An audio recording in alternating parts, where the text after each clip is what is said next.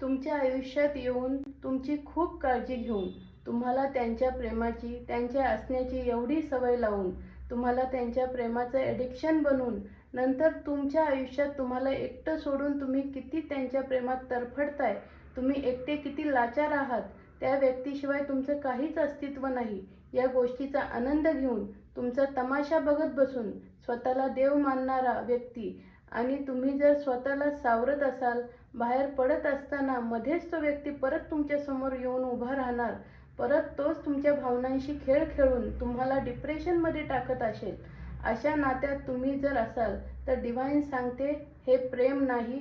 समोरचा व्यक्ती घमेंडी आहे, तो स्वतःला देव समजतो आहे. तरी तुम्ही स्ट्रॉंग बना, स्वतःचं महत्त्व ओळखून खोट्या नात्यातून बाहेर पडा. आज आपण दैवी शक्ती ह्या अशा लोकांना काय कर्मा देणार आहेत ते पाहूयात. हर हर Mahadev. Hello my divine family, welcome to Gauri divine tarot. आज मी तुमच्यासाठी युनिवर्सचे मेसेजेस घेऊन आले आहे. माझी रीडिंग जेव्हा तुमच्यापर्यंत पोहोचेल तेव्हा ती तुमच्याबरोबर रेझोनेट होईल. ही कलेक्टिव्ह रीडिंग आहे. जेवढी तुम्हाला मॅच होईल तेवढीच ठेवा, बाकीची दुसऱ्यांसाठी सोडून द्या. आणि हे मेसेजेस तुम्हाला जास्तीत जास्त मॅच होण्यासाठी आपल्या चॅनलला सबस्क्राईब करा, लाईक करा, शेअर करा आणि कमेंटमध्ये हर हर महादेव नक्कीच लिहा. हर हर महादेव. डिवाइन ह्या अशा व्यक्तीला तुम्ही काय कर्मा देणार आहे? हर हर महादेव. हर हर महादेव. जय मां काली. हर हर महादेव. ह्या व्यक्तीचा काय कर्मा असेल?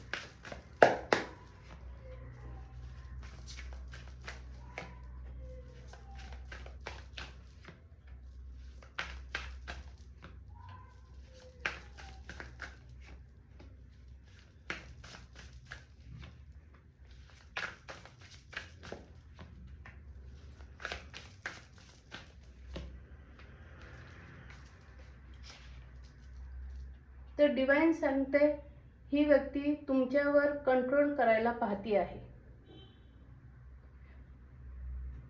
तुमच्या कंट्रोल होण्याने ह्या अशा व्यक्तीचा इगो बूस्ट होत असतो. त्यासाठी ती व्यक्ती तुमच्या प्रत्येक कामात तुमच्या चुका दाखवून तुमचा आत्मविश्वास कमी करते आहे.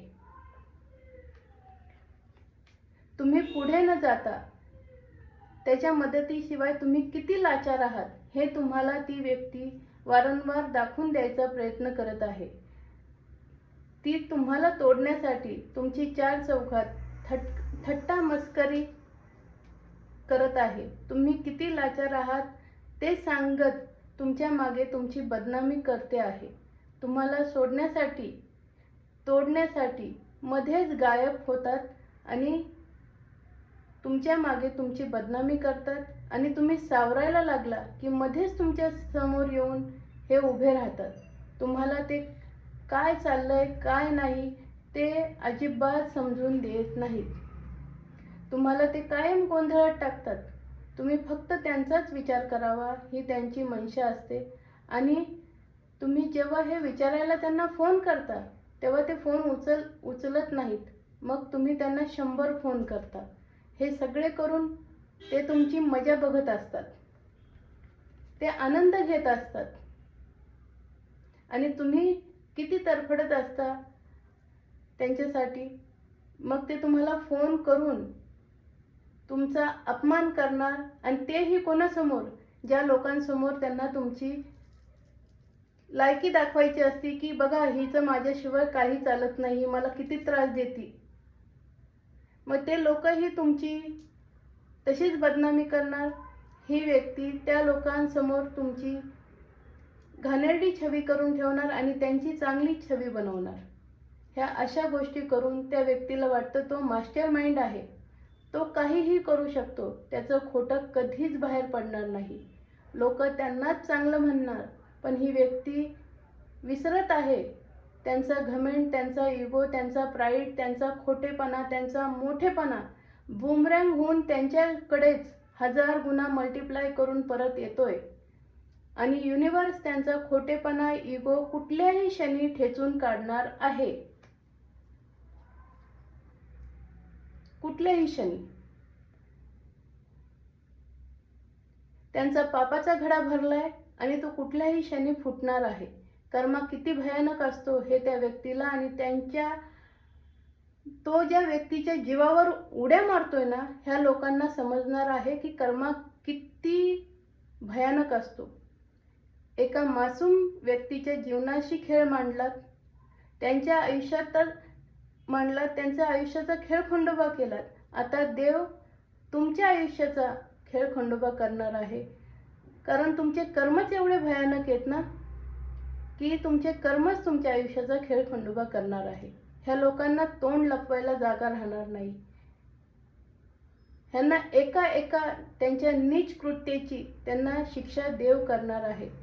सर्वनाश काय असतो हे ह्या लोकांना देव दाखवणार आहे. तो युनिवर्स तुमच्यासाठी काय गायडन्स देत आहे अशा परिस्थितीत, ते आपण आज पाहूया.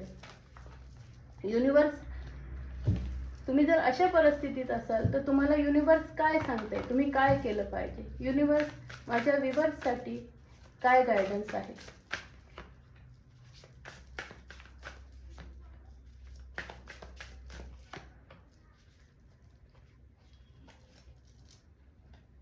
युनिवर्स सांगते, बाळा तू एकटा नाही आहेस. मी तुझ्याबरोबर कायम आहे. तू स्ट्रॉंग बन, स्वतःची किंमत तू जाण आणि अशा खोट्या मतलबी लोकांना तुझ्या आयुष्याची लगाम देऊ नकोस. ते तुला स्लो पॉयझन सारखं हळूहळू मारतील. तू स्वतःचं महत्त्व ओळखून लात मार अशा नात्याला. ह्या अशा लोकांची लायकी नाही तुझ्यासारख्या सच्च्या व्यक्तीचं प्रेम घेण्याची. ते डिझर्व नाही करत तुझं प्रेम. त्रास होईल बाळा तुला, पण तू बाहेर पड. तुझ्या आयुष्यात खरंच प्रेम असेल तर तुझ्याकडे ते स्वतःहून चालून येईल. पण अशा लोकांपासून तू बाहेर पड. तुझं महत्त्व तू ओळख.